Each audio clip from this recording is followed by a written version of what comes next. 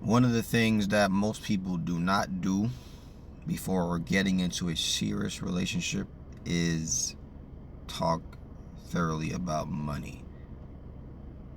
Psychology of money, fears about money, trauma around money, how you think money should be utilized. Many don't talk very much about it.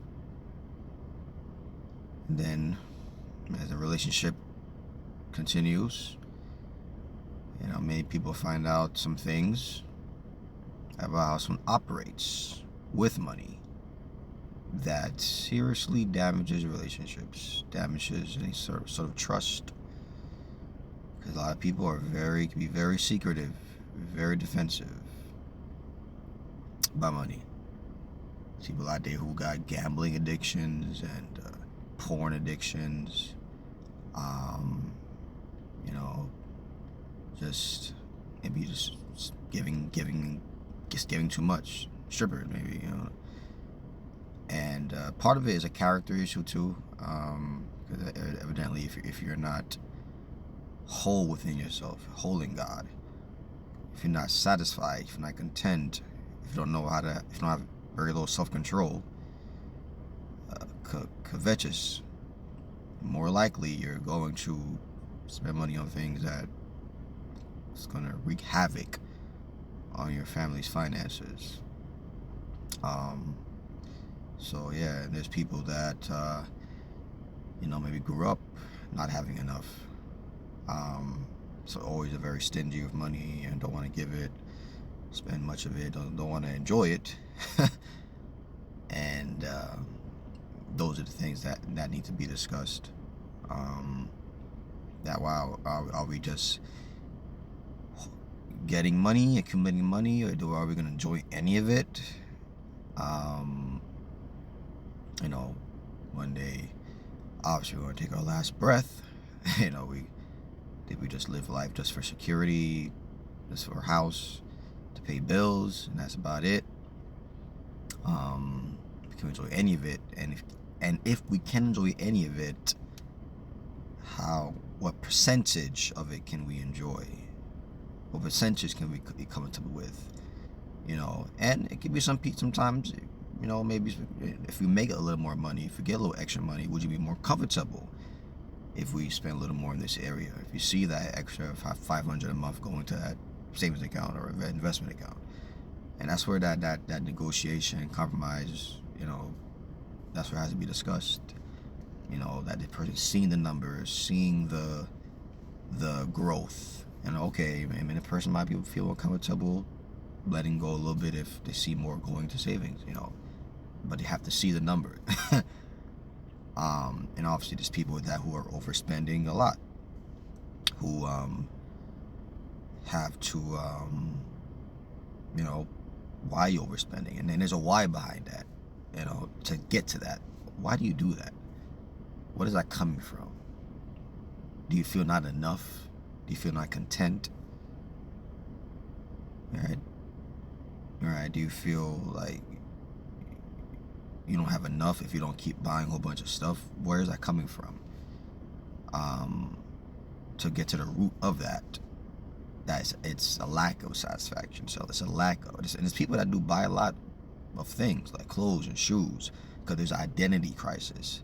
They don't feel valuable themselves, so they buy all these things to feel a sense of worth and importance. And I gotta get this super expensive car I can't afford, this house I can't afford, because it's a social status thing. It's to get people's attention, right? And that's what goes back to dealing with identity, right? So that's why, once again, people who are holding God won't need to feel the need to do that, because whether I have super expensive things or not, I'm secure in my own skin. I'm secure in my character, my identity with who I am as a man. And for those who are listening, if you're a woman. So yeah, psychology is, and there was this book that I listened to years ago called The Psychology of Money by Morgan something. Very, very powerful book. Check it out at your convenience. Do you believe in tithe and offering? Uh-oh. Because if one does, the other one does not believe in tithe and offering, there's tension right there. Do you believe in giving any sort of percentage to people in need?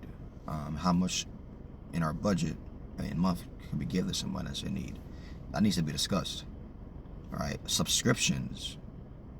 Do we really need Netflix right now? Hulu and HBO, and can we cut back on that? Can we change the membership around? Can we cancel that and just stick with that?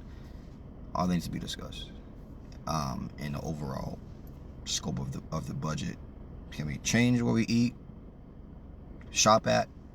Can we, instead of going to a restaurant 4 times a week, can we just go twice a week? They always have to go to watch a movie, spend a whole bunch of money, or can we just see a free movie app on the phone somewhere and watch it at home? So there's some people, every time a new movie comes out, they gotta go and spend the money on that. But to even ask that question, let's just say, can we sit on it first for a day? You want to go buy that new video game or whatever, new technology? Can we sit on that for a week first?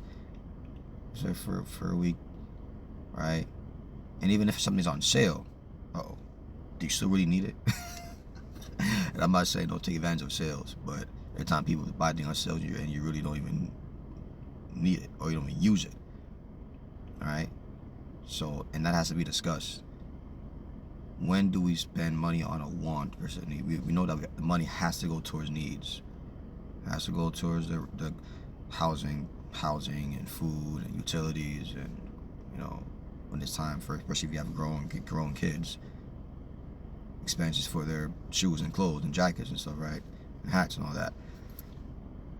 And what percentage is going to go towards wants, right? To actually enjoy it. I think most people would say, I don't want to just use the money to just pay bills. I want to actually buy something for myself, take a vacation, right? And you also have to be careful how much you are spending even on those wants. And often that looks different based on your overall income. Some of you are making much more and you could afford to spend more. Some of you are not, and you'd have to, maybe you can afford that vacation in another country. Maybe it's really tight. So find somewhere in your state. Do a staycation. Do something funny in your house or your neighborhood, right?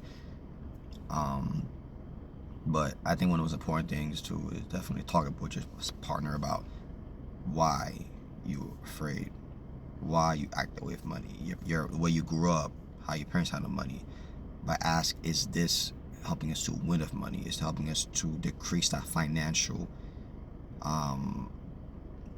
would this help to alleviate these financial fears?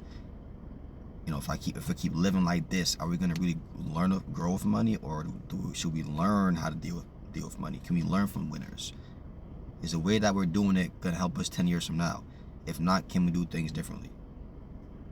And that's why you have to discuss it. You have to, because the secrets, it's going to destroy like financial fabric of your marriage. The defensiveness. Oh, you always saying that. Why you always bringing it up? Why you always doing that? That's not going to work. So you have to be able to speak about it, although it's not comfortable. Yes, I spend money on this. Yes, I do. We'll talk about it. All right. Why do you? Take a deep breath. Because this, because of that. I spend money on this because of that. Or don't want to spend money on this because of that. Just lay it out. Because holding it within, suppressing it, hiding is not gonna make it better. If you gotta write a letter to each other, maybe, I don't know, write it out or text it. I don't know. Some people do better with writing things down, showing to each other, showing to the other person, back and forth. Maybe that's a little better than always verbalizing, right? It could be very stressful. And once you begin to do it a little more and more, it gets easier. Once you just get past that, the pain, and just talk about it. This hiding is not gonna make it better. All right, y'all. God bless you. Love you. Pray you get better in your financial journey together. All right. God bless you.